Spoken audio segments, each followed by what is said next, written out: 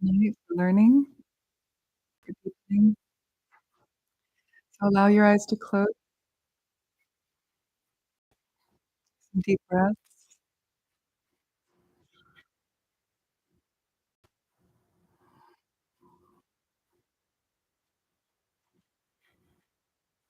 releasing tension with the out breath,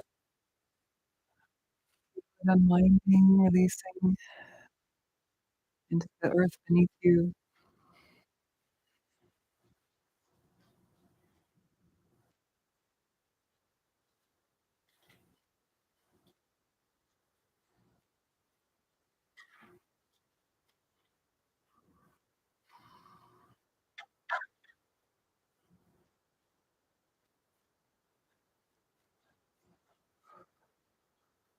Let's take a moment to silently arouse our own personal meditation for a time.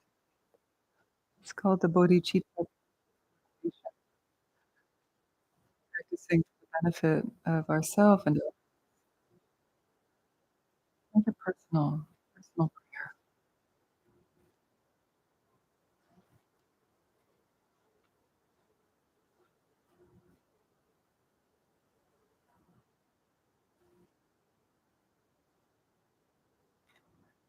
Now we'll recite. You can repeat after me. We'll do one by one, each line, and then we'll do Sharanagata Dinartha, Sharanagata Dinartha, Paritrana Parayane, Paritrana Parayane, Sarvasyarti Hare Devi, Sarvasyarti Hare Devi, Narayani Namostute, Narayani Namostute, Sharanagata Dinata Paritrana Parayane Sarvasyarti Hare Devi Narayani Namostute Sharanagata Dinata Paritrana Parayane Sarvasyarti Hare Devi Narayani Namostute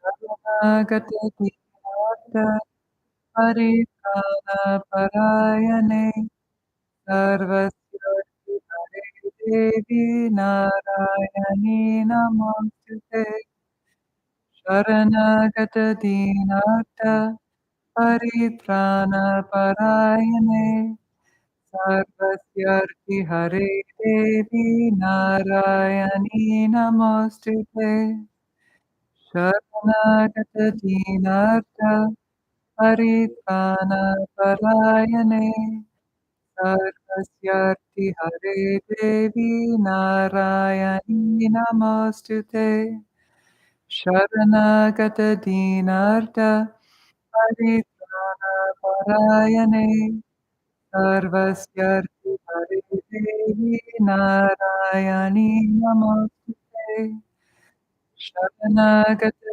Dinarta Paritrana Parayane Sarvasyarti Hare Devi Narayani Namostute Sharanagata Dinarta Paritrana Parayane Sarvasyarti Hare Devi Narayani Namostute Sharanagata Dinarta Paritrana Parayane Sarvasyarti Hare Devi Narayani Namostute Sharanagata Dinata Paritrana Parayane Sarvasyarti Hare Devi Narayani Namostute Sharanagata Dinata Paritrana Parayane Sarvasyarti Hare Devi Narayani Namostute Sharanagata Dinartha Paritrana Parayane Sarvasyarti Hare Devi Narayani Namostute.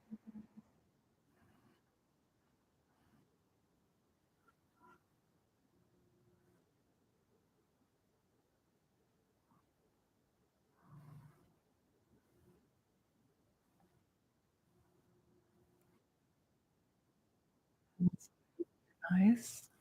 We'll do some movement, and then we'll go right into our sit tonight, and then we'll have a Dharma talk at the end.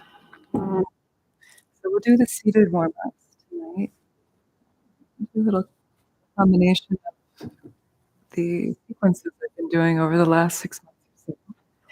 So like we did last time, we'll start with the feet, and we're just going to do the toes. So the feet are perpendicular to the floor, kind of a gentle flex. Okay. This helps to wake up the nerves, keep the nerves healthy, circulation in the extremities and the feet. So what we're doing is just starting with the toes. 1, 2, 3, 4, and the hands like this. Or if you need help, you can push back. It helps you stop. Say that's 10. Okay, and do right point, left point. So you're flexing one, and the other. Just keep moving.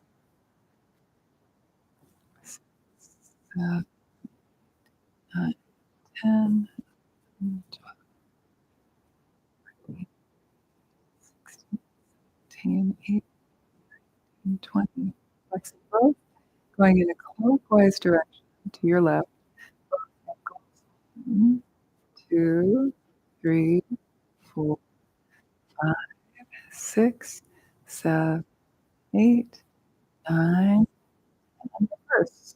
1, 2, 3, 4, 5, 6, 7, 8, 9, 10. Good. Take your right ankle and put it over the left thigh. Interlace the fingers between the toes. This is similar to our older version. You're going to stabilize with the right hand on the right ankle and rotate. 1, 2. Palpate the back of the calf if that feels good. We'll just do 10 each direction. 8, 9, 10, and reverse. 1, 2, 3, 4, 5, 6, 8, 9, 10. Other side. Interlacing as much as you can. Even really try to get that pinky between the little toe. The next one. Does it hurt? I want it to. It hurts me. Especially I had spine surgery a month ago. This has been so good for recuperating sensation in my feet. I had pins and needles for weeks, and I've been doing exercises every day. They really helped me regenerate the feeling and the balance and the circulation. And then this one, then reverse. 1, 2, 3. These are based on Japanese yoga. So these movements. 8, 9, 10. So now here, if you can, but be safe on the knee. Okay, so your right foot gently, it's like you're holding onto a platter with your hands. So put the ankle platter on the hands, draw them heel towards the pubic bone, and then place the top of the foot on the thigh. This is sort of flirting with lotus position. And then just be safe with the knee, right? The movement needs to happen from the hip, not bending towards the knee. So I like to hold the knee, or if you feel good, you can press down on the thigh, but you gotta listen. Your knees are gonna be different each day. Sometimes I'm tighter and I have to be more sensitive. Other days, I'm pretty open. And then so just wanna get some mobility in the hip joint. Yeah. 6, 7, maybe as you get deeper, the knee can drop down a little bit more. 9 and 10. On the other side. Again, take it like a platter and then gently right foot towards the pubic bone.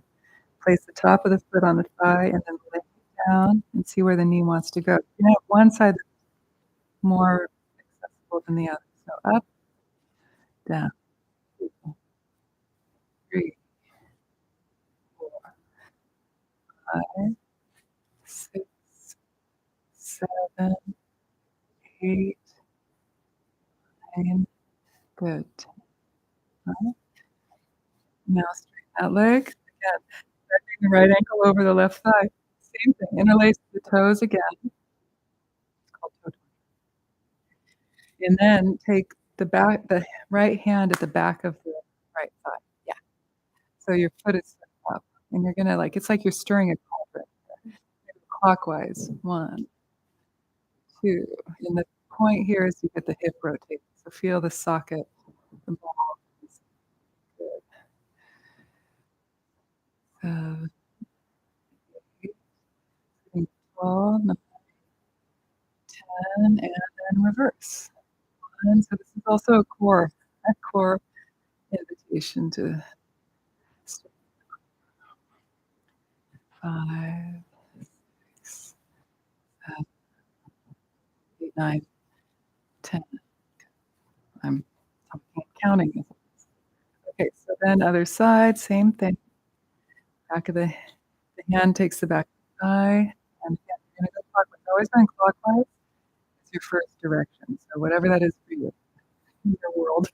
1, 2, 3, 4. You can let the foot kind of sickle. It's kind of flexed a little bit. Yeah. And 8. Good. 9. Uh-huh. 10. So good in the hip. Reverse. Starting to feel it a little bit. 1, 2. You can make it bigger if it feels good.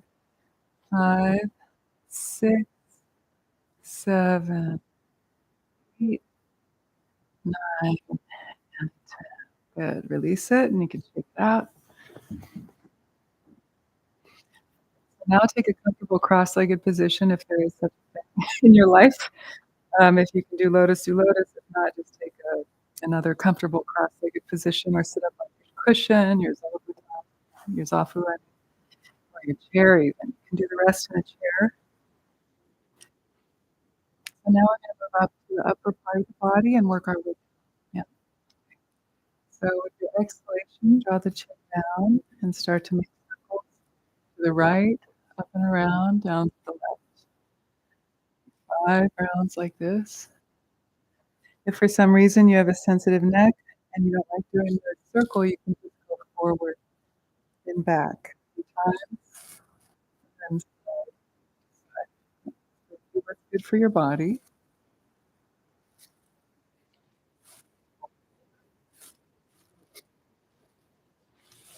And 5.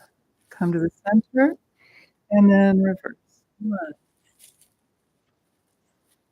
2, think the belly. 3, relax and tension with the out breath. And 1 more last time. The center, inhale, looking forward. Exhale. Okay. Keep the palms into the crease of the hips here, pressing down. These are circulation points that help with pressure, get assisted with pressure with the blood flow. So press down and then forward, up, down. 1, 2, 3, 4.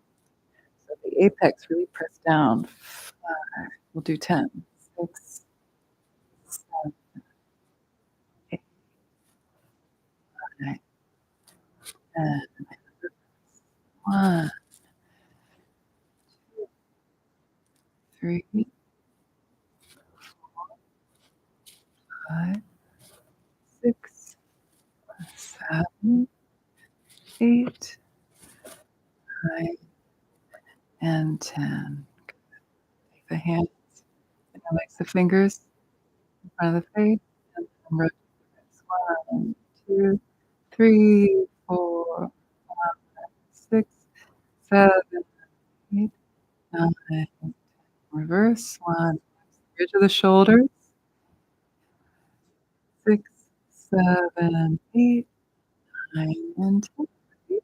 And rotate to your right and left.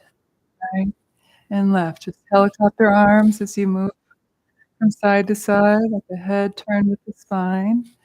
Front hand taps the shoulder, back hand taps the kidney point at the lower back ribs. Good. Just keep going.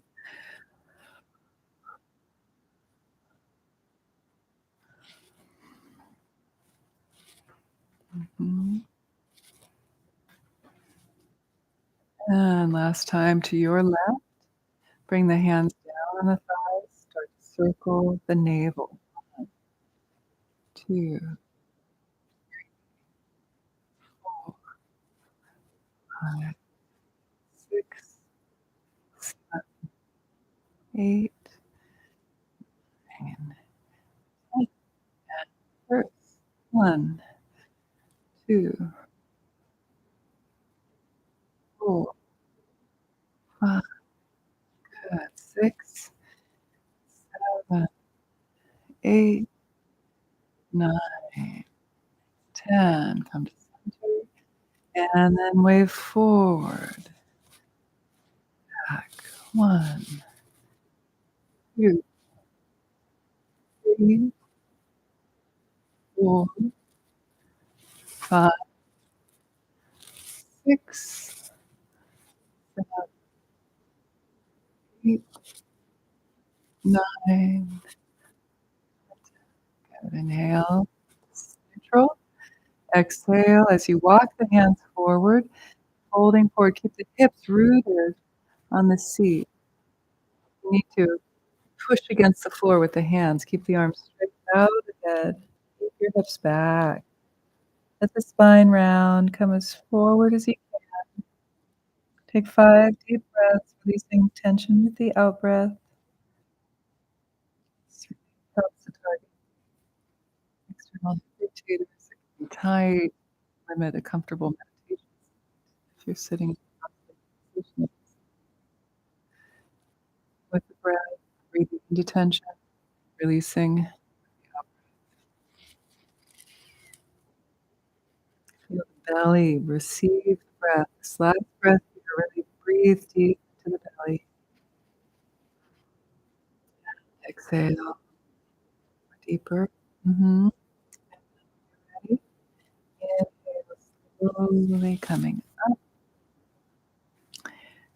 So that concludes the movement. Now let's shift into a comfortable meditation seat. So whatever you need to do, we'll sit for about 30, 35 minutes. So make sure you're comfortable for that or as set up to succeed as you possibly can.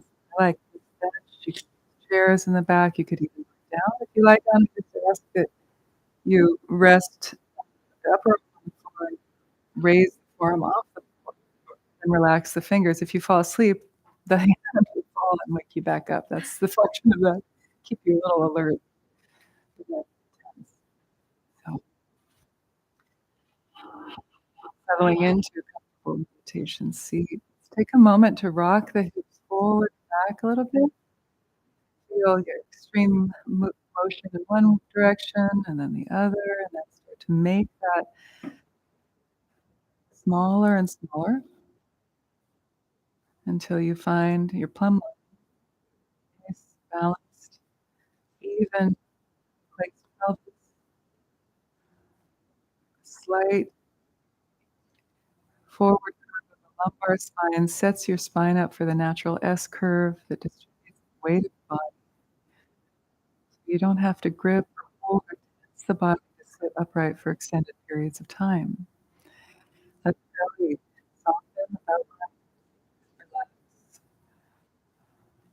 Feel the breath filling that area, and then lungs filling, the rib cage expanding,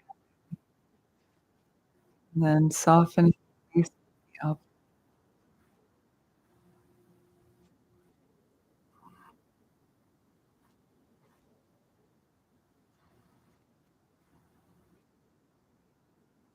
The palms facing down, the thighs, relax the arms, the shoulders, the shoulder blades down the back.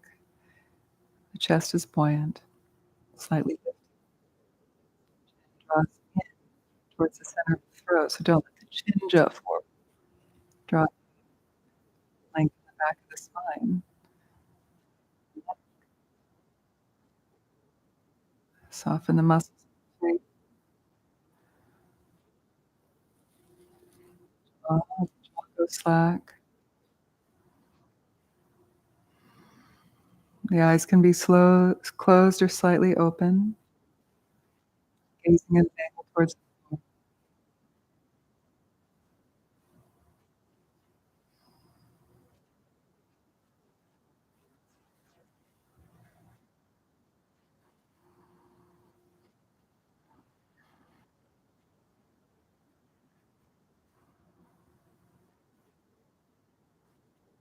Again, this simple presence, moment to moment, just starting where you are, not where you want to be. Bring presence, bring awareness to the present moment. Let yourself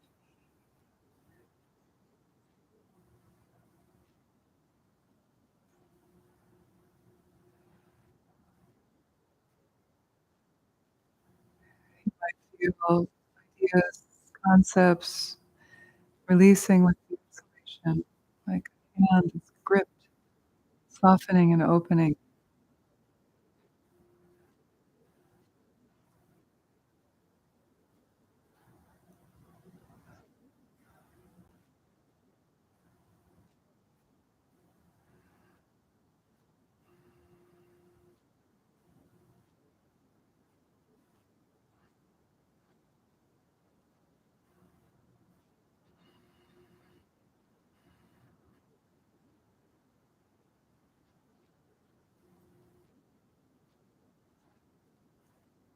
And being aware of the breath, the natural breath, unforced. Just notice the quality of the breath. The mindfulness of breathing, you don't manipulate the breath. It's like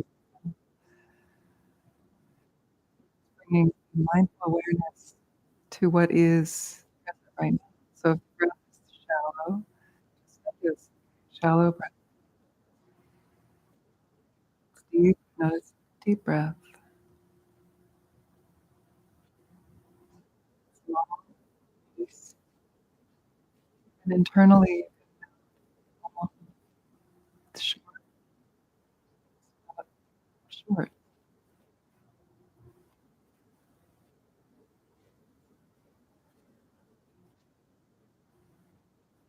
Just trying to control the breath, even unconsciously, then soft. Even more. Just the out breath is a letting go. It's an undoing, releasing into presence. Let the breath find its natural rhythm. Might be long, might be short. Sometimes it's quite short. That's okay. Bring your awareness, your mindfulness to it.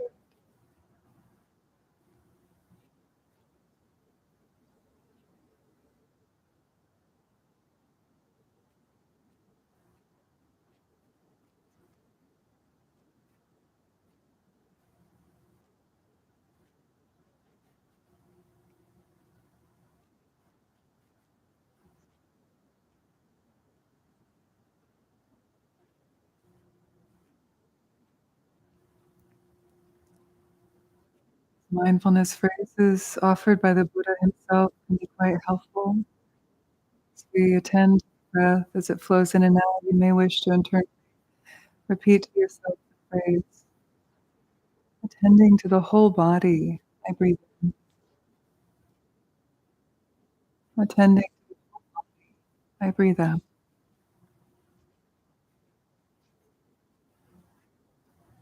Attending to the whole body. I breathe in. Attending to the whole body. I breathe out. If you wish, you can shorten it, attending to the body. Breathe in. Or simply attending the body out. Whatever helps you stay releasing distraction, Coming back to the breath, and the phrase if it helps you. From the crown to the soles of the feet, attend to the whole body.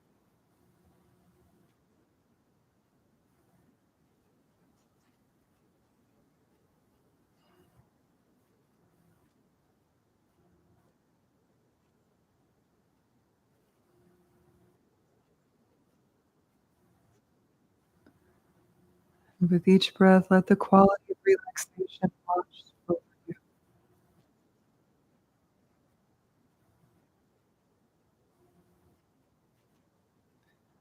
attending to the whole body, attending to the whole body.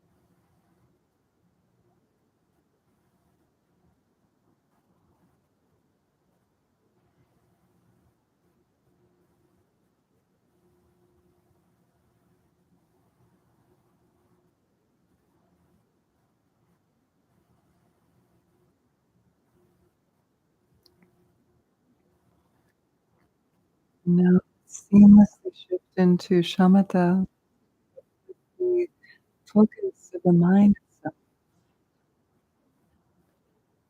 Gently open the eyes if they're closed. Gaze at a comfortable angle towards the floor and soften the gaze. This may be new to you, so be gentle with yourself. Feel free to blink at any time. This helps to collapse the dualism of inner and outer, subject object, duality. Soften the gaze like limpid pools of water, as if you could see all around you. Lantern consciousness, diffuse gaze. Let the jaw be soft, the facial muscles relaxed.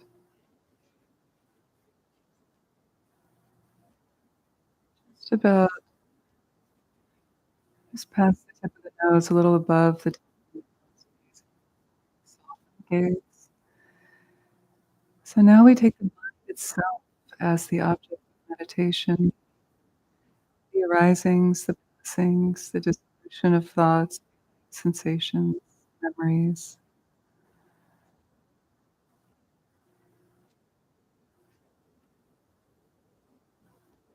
The domain of the mind. Release distraction with the output. You may notice the thought arise rather than fusing with it and taking it off. Or just maintain the stability of your broader presence. As if you were observing a play on a stage. Stage is the content, the space of the mind. Thoughts are the players, the actors who come and go. Just maintain that nice, relaxed, broad perspective, spacious.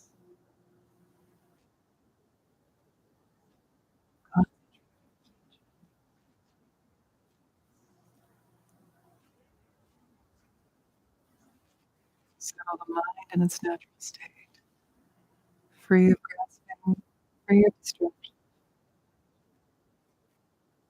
Naturally liberate thoughts. Meaning as soon as they arise, just release and let them dissolve into the space from which they arise. The mind. It's called natural liberation.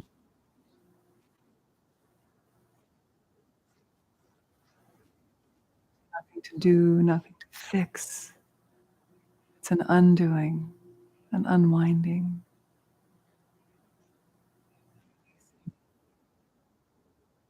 into presence.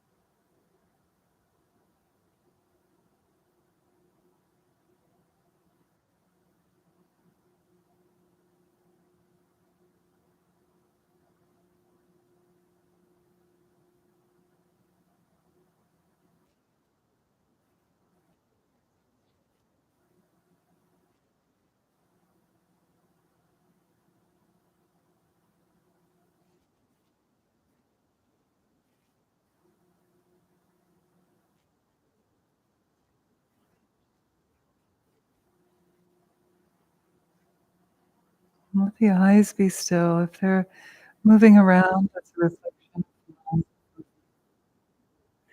Let the eyes Be still and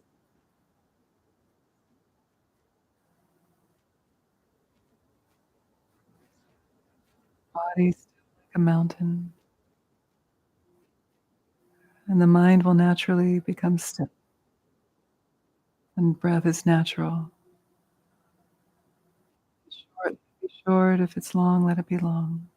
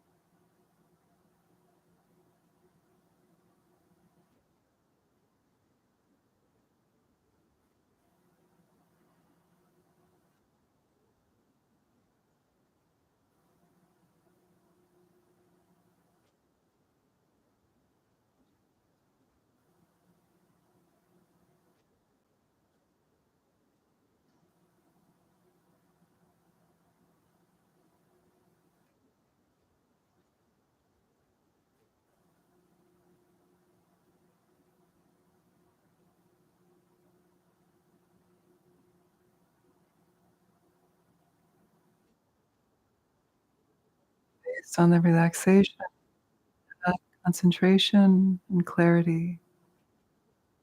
Relaxation, concentration, or stability, and clarity. These three ingredients to your meditation practice. Ease distraction with the out breath.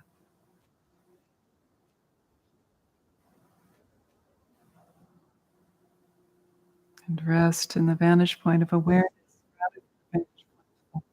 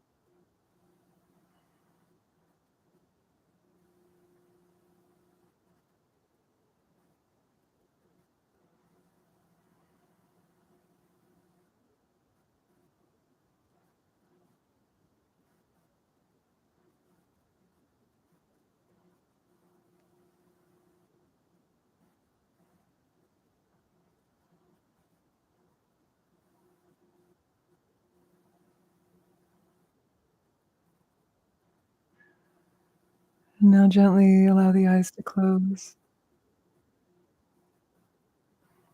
And maintain that awareness of the breath without losing that vigilance, clarity, spacious relaxation. We'll shift into now what is more of a discursive meditation of using the mind and thoughts to cultivate compassion. This is the practice of Dong, sending, receiving. And as is taught, we begin by practicing Tonglen with ourselves. And the first step is to become aware of the quality of presence, energy, warmth of the heart space, the heart chakra, center of the heart, sternum. And begin by simply just breathing in and out from that place. And if you don't feel much in the beginning, each breath is to air open and light innermost space of the center. Breathing in 360 degrees directly into the space where you find a spark of luminous ball of light, and breathe out, soften and open around that. With each breath, you illuminate it further, aerate it. Like a burning ember, it begins to grow and grow within you. This is the seat of your Buddha nature, awakened, sometimes called the seat of the soul, right in the center of the sternum. So breathe in and out directly from this place. Feel this orb of light growing, size and warmth until it becomes the size of a navel orange.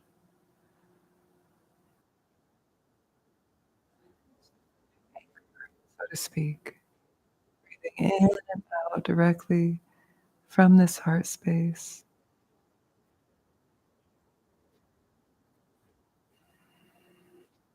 It's called the ultimate bodhicitta, okay? The nature of your own adamantine, indestructible, natural mind beyond birth and death. Your basic goodness.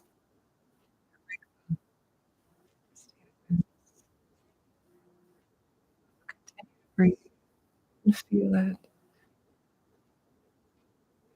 Feel that potential within you, even if it feels like a spark. Each breath invites you into that center of the heart. You begin to touch the most essence.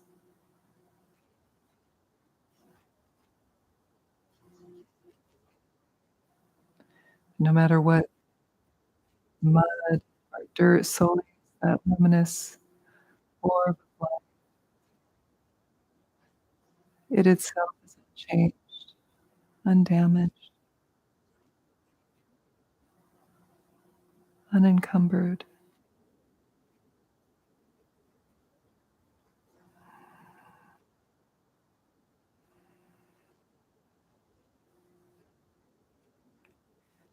And we do self-tonglen. We imagine that whatever ailment or challenge we might have, body, mind,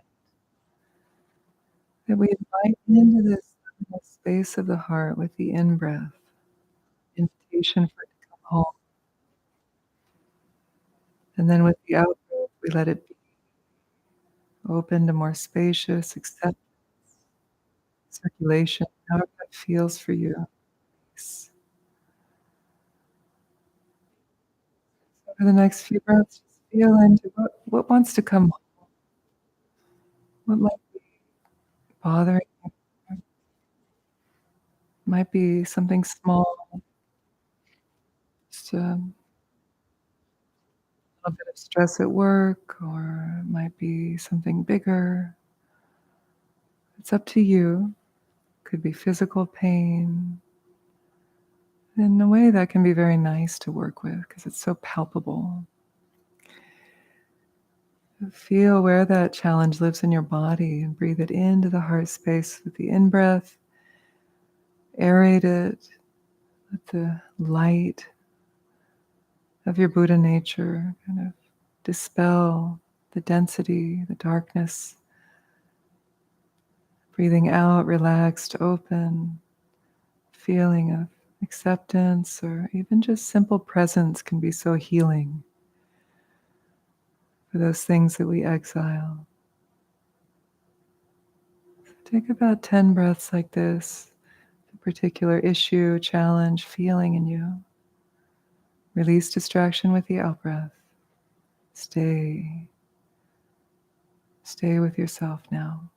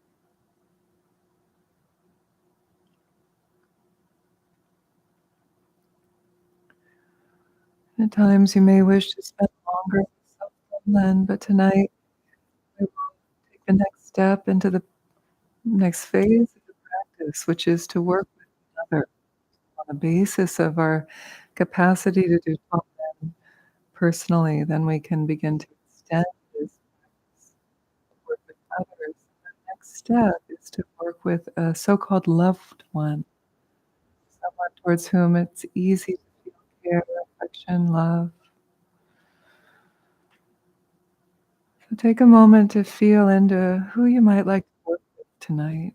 Perhaps it's somebody who's going through challenge, might be suffering. And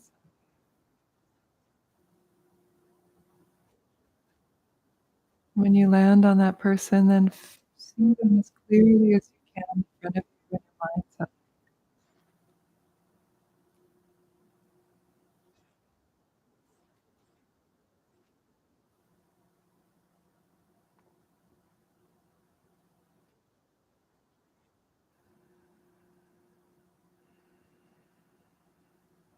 Perhaps seeing them as you did the last time, notice what they were wearing, their disposition.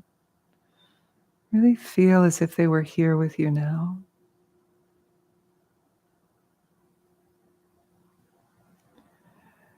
And in this phase of the Tonglen, we work even more explicitly with the texture. So we imagine that whatever challenge they might be carrying or holding inside surrounds them like a cloud or a smoke. And so with your in breath, you breathe that in, their pain, their challenge, directly into your heart space, where you transform it at that luminous orb of light, your bodhicitta. And breathe out a cool breeze that helps to resolve, heal, clear whatever challenges they may have. Even internally say, "May you be well, free of suffering." Again, smoky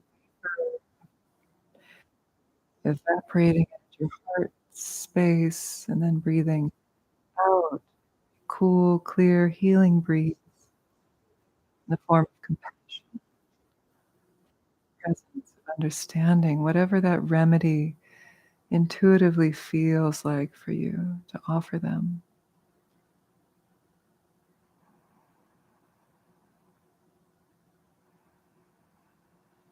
You're not literally taking on their suffering. This is a, imaginary practice that helps us build our capacity for compassion. And if it brings relief and benefit for the other, so be it. But in a way, that's not the goal. We're not trying to fix anyone. We're cultivating our heart of compassion with each breath, breathing in the ailment and the texture of smoke, transforming it at that sunlight at your heart, and breathing out a cool breeze of healing.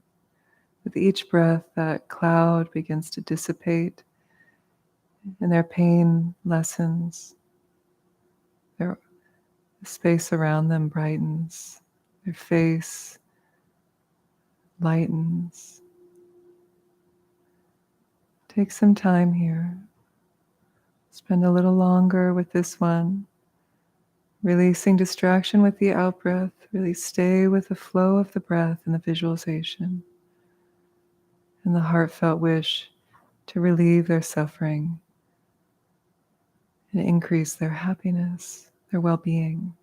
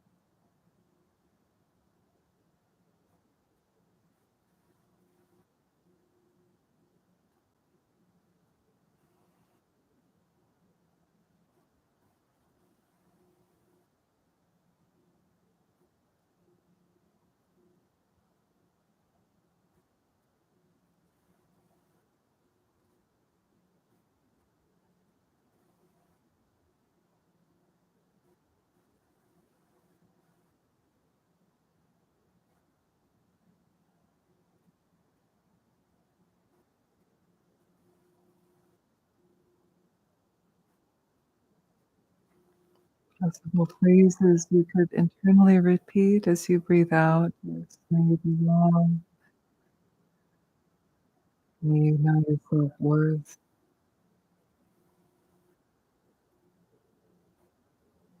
may you be happy, may you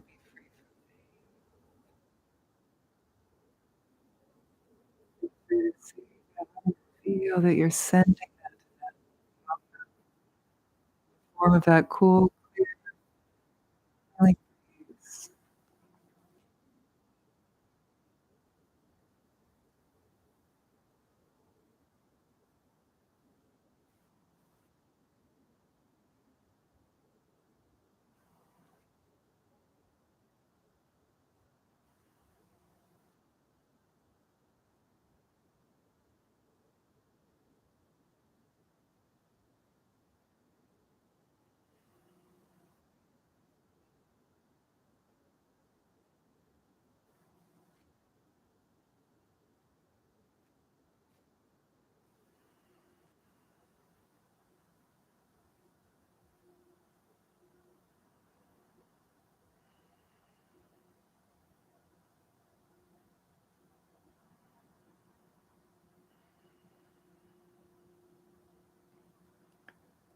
And over the course of the next few breaths, really feel, sense, and see their space around them brightening, their dispositioning, lightening up, a smile on their face, a twinkle in their eye, perhaps.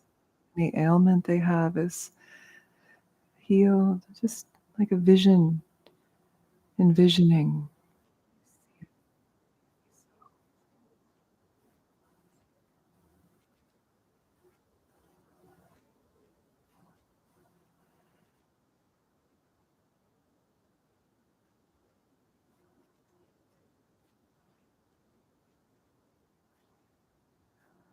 And dissolve the visualization, that dissolve back in the space from which it came.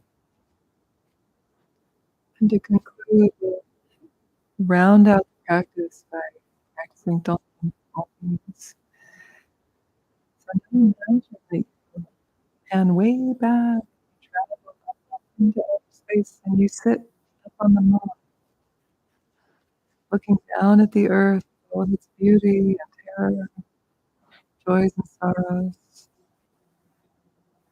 and sitting up on the moon from that vantage point, see that any suffering of the world is like a smoky vapor surrounding the earth. And with that sincere wish to be of benefit to all beings, imagine that you breathe in that smoke to the heart space, transform it at that indestructible nature of mind, cool, clear cosmic breeze, all liberate and heal, free beings. Just take breaths here, so be cosmically efficient,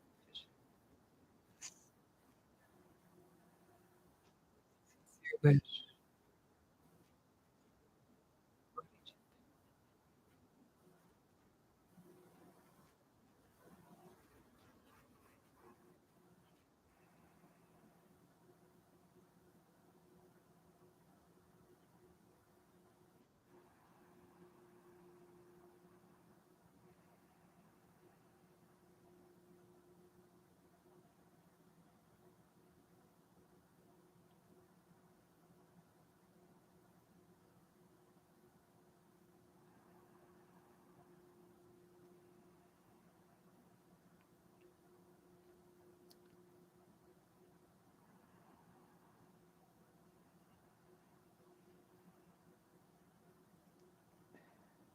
And even if for a flash, a moment, see the whole world finding its balance again, peace prevailing, the environment being whole and balanced again.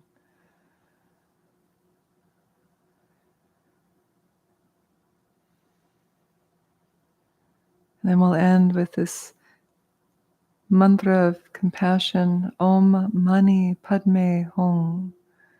This compassionate wish is this jewel in the heart of the lotus, your internal lotus heart. Om Mani Padme Hum. Om Mani Padme Hum. Mani Padme Hum. Om Mani Padme Hum. Om Mani Padme Hum. Om Mani Padme Hum. Mani Padme Hum. Om Mani Padme Hum. Om Mani Padme Hum.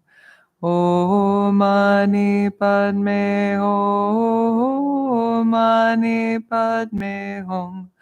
Om Mani Padme Hum. Om Mani Padme Hum.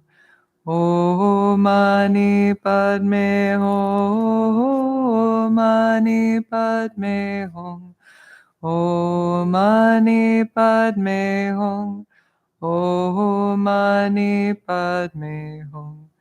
Om Mani Padme Hum. Mani Padme Hum. Om Mani Padme Hum. Om Mani Padme Hum. Om Mani Padme Hum. Mani Padme Hum. Om Mani Padme Hum. Om Mani Padme Hum. Om Mani Padme Hum. Mani Padme Hum. Om Mani Padme Hum. Om Mani Padme Hum. Om Mani Padme Hum. Mani Padme Hum. Om Mani Padme Hum. Om Mani Padme Hum. Om Mani Padme Hum. Mani Padme Hum. Om Mani Padme Hum. Om Mani Padme Hum. Om Mani Padme Hum. Mani Padme Hum. Om Mani Padme Hum. Om Mani Padme Hum.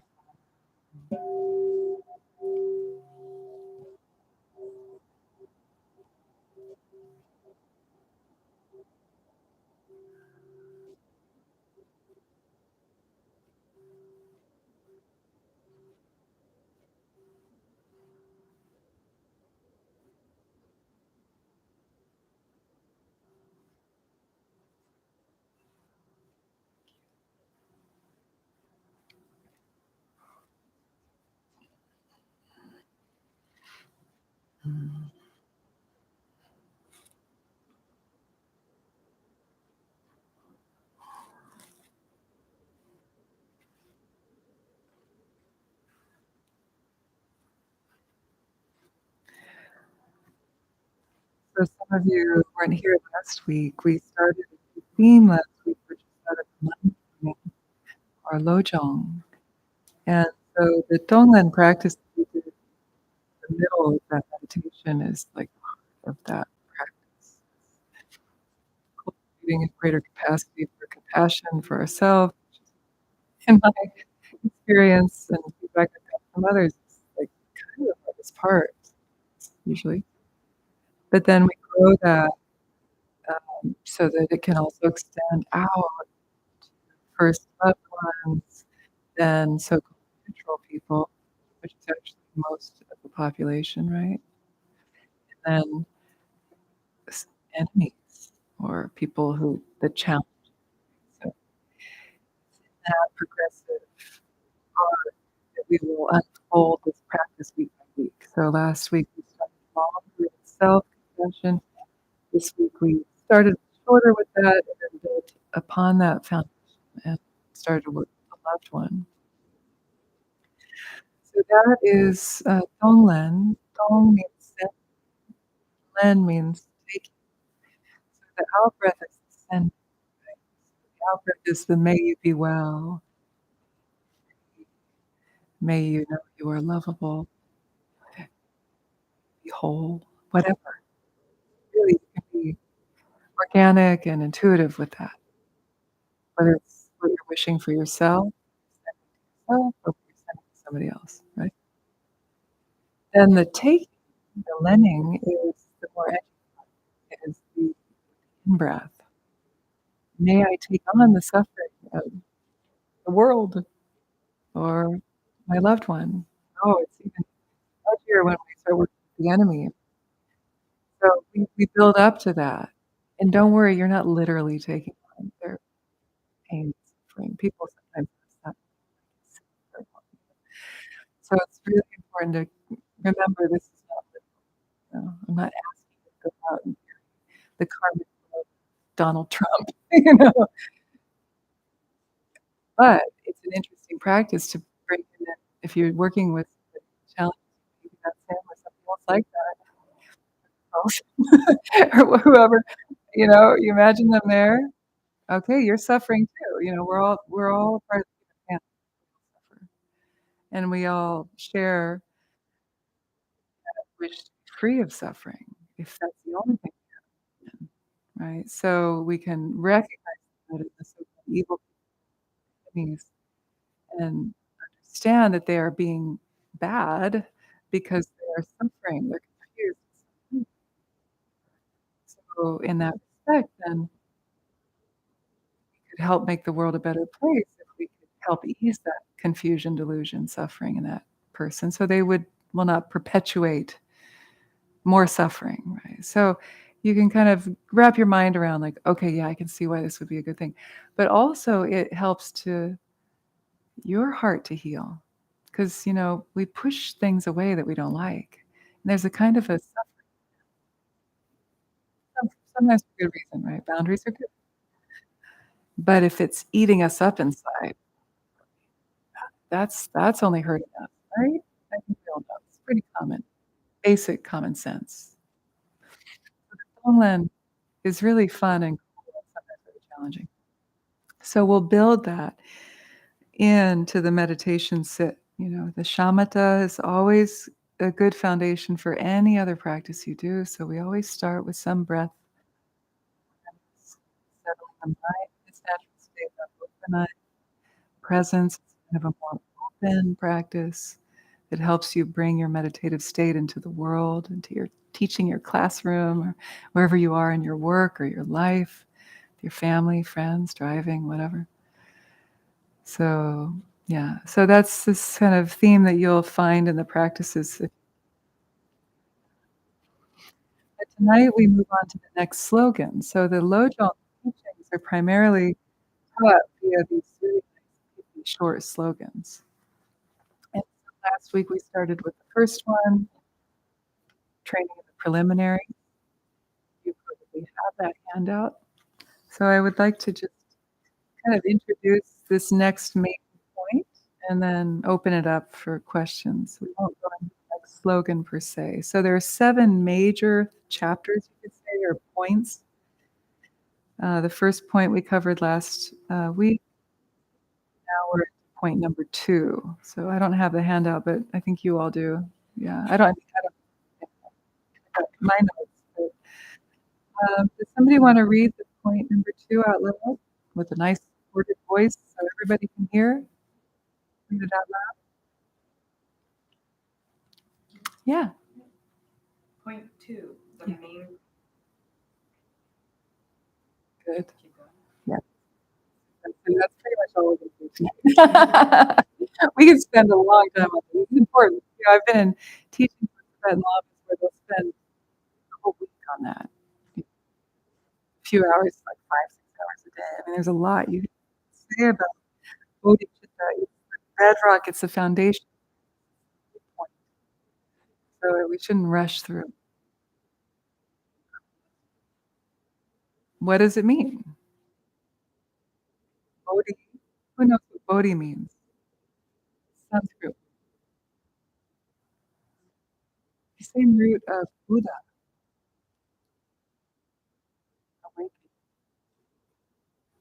That's really Buddha was named Shakyamuni. He wasn't born Buddha.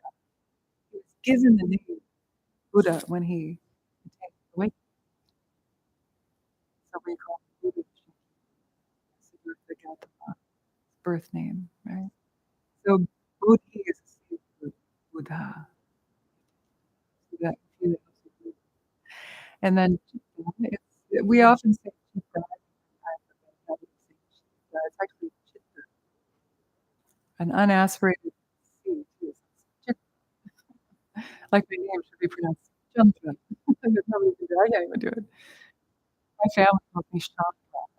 It's just totally different. But anyway, it's the same seed. It's like an unaspirated CH sound, which you have in Sanskrit. It's almost like you swallow the air. It's chitta, chitta. You know, chitta versus chitta.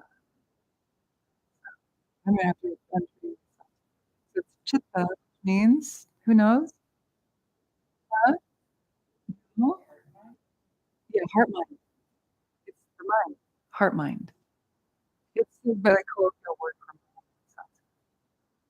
So buddhi chitta is awakened mind.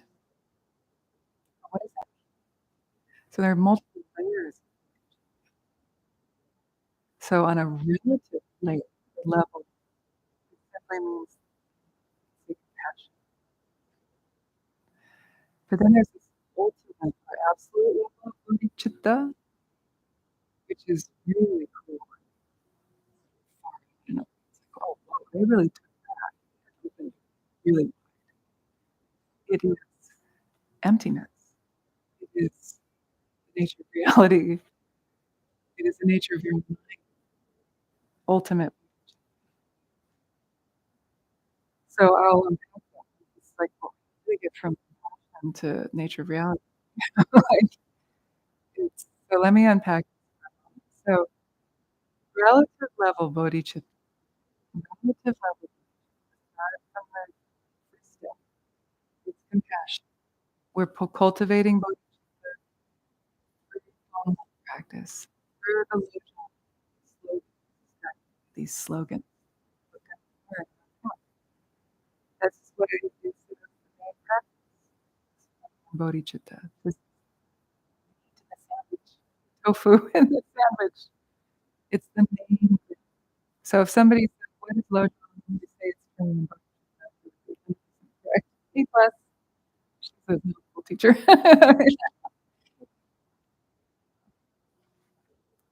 So what is Lojong? Mind training? Training in bodhicitta. Got it.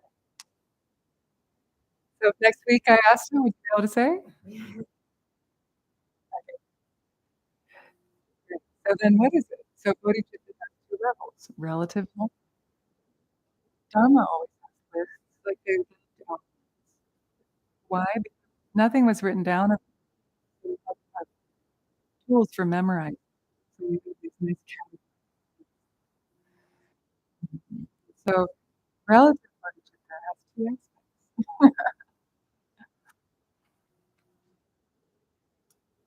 Bodhicitta in aspiration,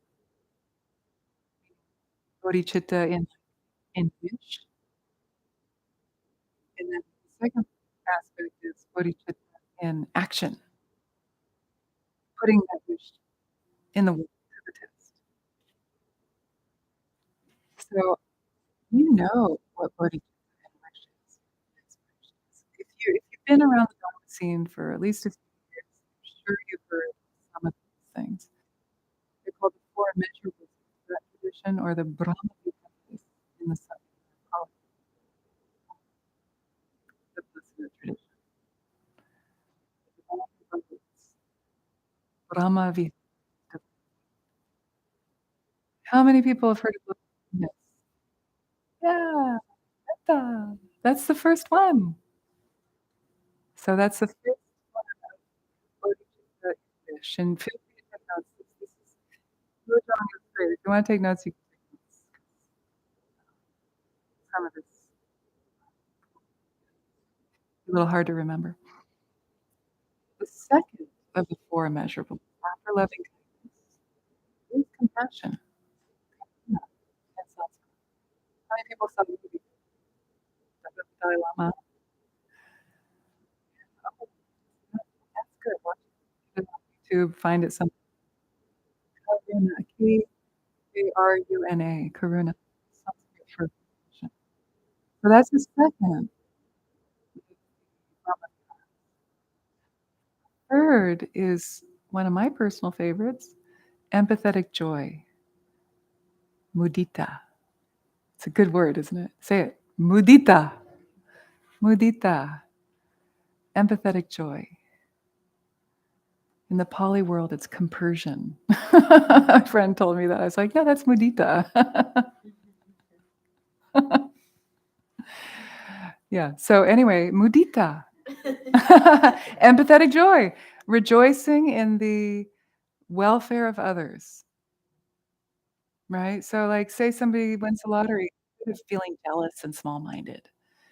You're like, I rejoice for them. How wonderful that they won that $1,000,000. It's the love of their life. Rather than be like, where's my love of my life?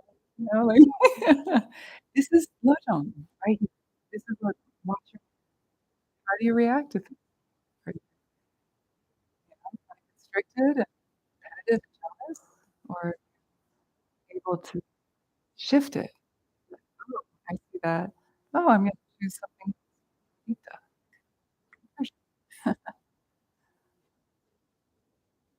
So that's the third of the four measurables. That one I like because when I was younger, when I was first studying Dharma, I tended towards jealousy. So that was a good one. People who tend towards jealousy, like competitiveness, that's a really great one. Um, so then the fourth one is equanimity, upeksha.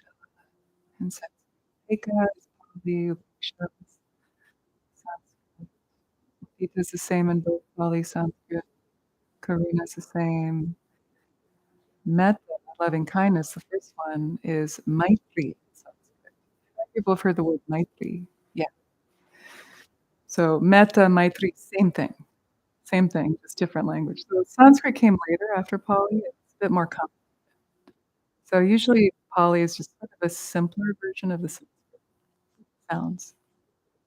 Like instead of pragya, which is wisdom, Praj, Pali is prana or pana, something. So it sounds a little simpler. All right, so that is the first aspect of relative bodhicitta is then so what you would do is you would go to your meditation hut and you would practice the four immeasurables. Remember I told you last week that one of my teachers taught us how to do Lojong over 100 days?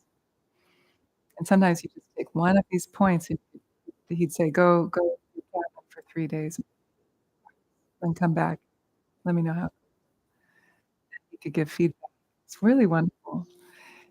And so this would be that. Practice the four measurables, make one per day in 4 sessions, 4 two-hour sessions a day. Before breakfast, before lunch, before dinner, and before bed. 8 hours of each one, 4 days. You could do a whole year-long retreat with metta too. You could spread it way out. Okay, so that is the first part of relative bodhicitta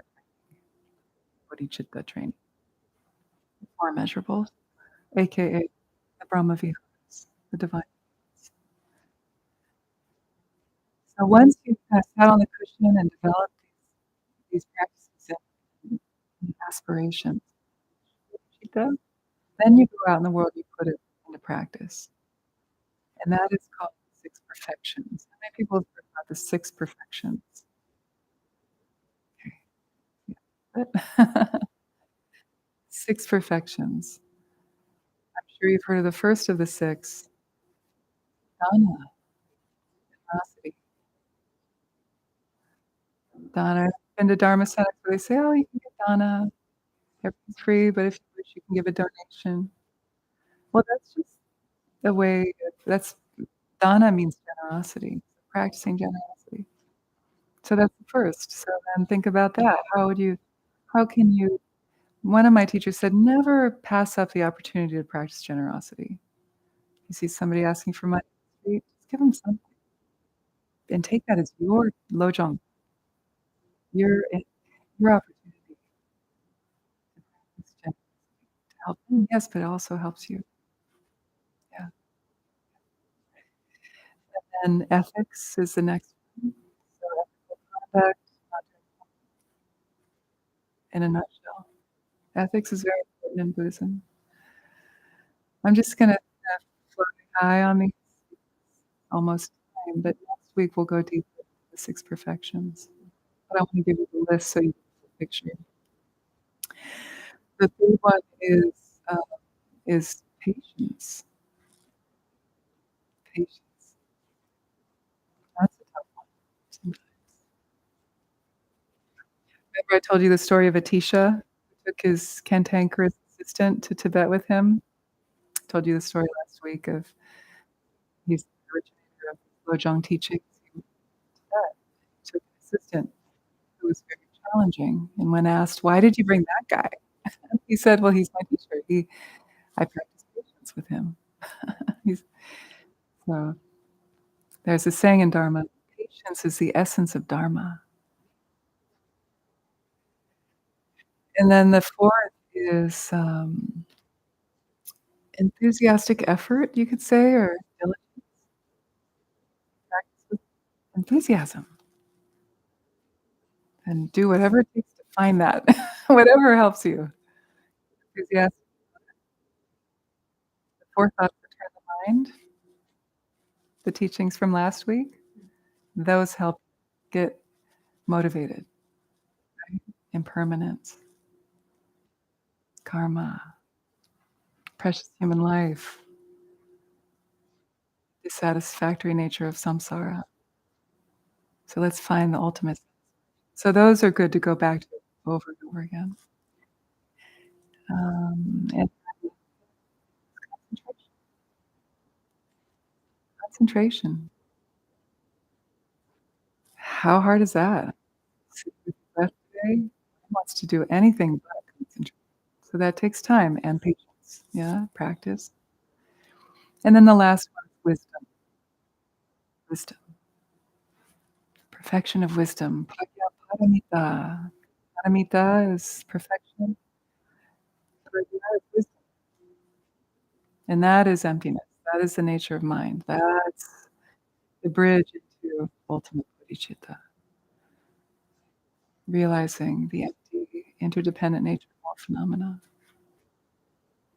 So you can see these are good teachings. These have a lot to offer and think about. So that is just literally the relative level of bodhicitta compassion training. So we practice and we put the practice to the test in life. So I would like to invite you throughout your week, notice if you're getting uptight or patient with somebody and, "Oh, wait, I'm in a Lojong class. What are we talking about there?" Patience. Okay, can I breathe? Oh, and can I breathe in their bad driving skills, transform it in my heart, and send out love, acceptance, and better driving skills. You literally, like, make it your own. Transform your nobody can do that for you, not even the Buddha. You have to change them. What I love about these teachings is, like, this is where the rubber hits the road. Like, do it. Let's do it together. Let's help each other. Yeah. So and then come back this week with some sharing if you want to. Like, "Yeah, okay, I was spacing out, and then I realized okay, I'm gonna end with a funny story, and then I'll close." I was driving to the city, on my way to teach Lojong against the stream back in the day. That was a thing, and, uh, I prepared my talk and was thinking about it, and then I'm stuck in traffic, and there's this totally out of place in San Francisco, this, like, Mack truck or whatever they call it, like, this super big, like, rodeo truck with all sorts of, like, right-wing bumper stickers plastered all over the back. Like, I wouldn't have been surprised if there was a gun, like, in the back of it, like, it's that kinda truck. And it said something this is during the election with Hillary and Mr. Trump, and it said something like, "Lock her up." Yeah, and I was like, "Oh," I was like, "Sure, I'm gonna, like, pull up next to him, and give him the middle finger." Like, you really pissed me off. You really feel it, and I you know, he's your teacher. So, thank God I had the fortitude to, like, realize that before I created problems, but, so then I started in the Tonglen, imaginary evil person, I don't know what he looked like, but it's like that. Find ways to do the Tonglen in your life in every moment. Don't just wait till you get here in class or you're sitting on your comfy cushion. Bring it into your life. That's what we Yeah, like everybody's your teacher. And with humility, we thank them. Thank you for challenging me. All of your 30 students who were throwing spit wads at you at the end of the year, going stir crazy. Thank you, teachers. All right. Well, I hope that's uplifting. That I think that one of the biggest roles of a Dharma teacher should be to uplift people. So I hope that inspires you. Well, I'll sit here if you have any questions or comments, or if you're new to class and you want to introduce yourself. If you want to enjoy some tea out in the lobby, please do that. And Anna, do we have any announcements? Today, just I can make stage or the Yeah, we can read, or you can take them both or one. Home. Okay. You everybody.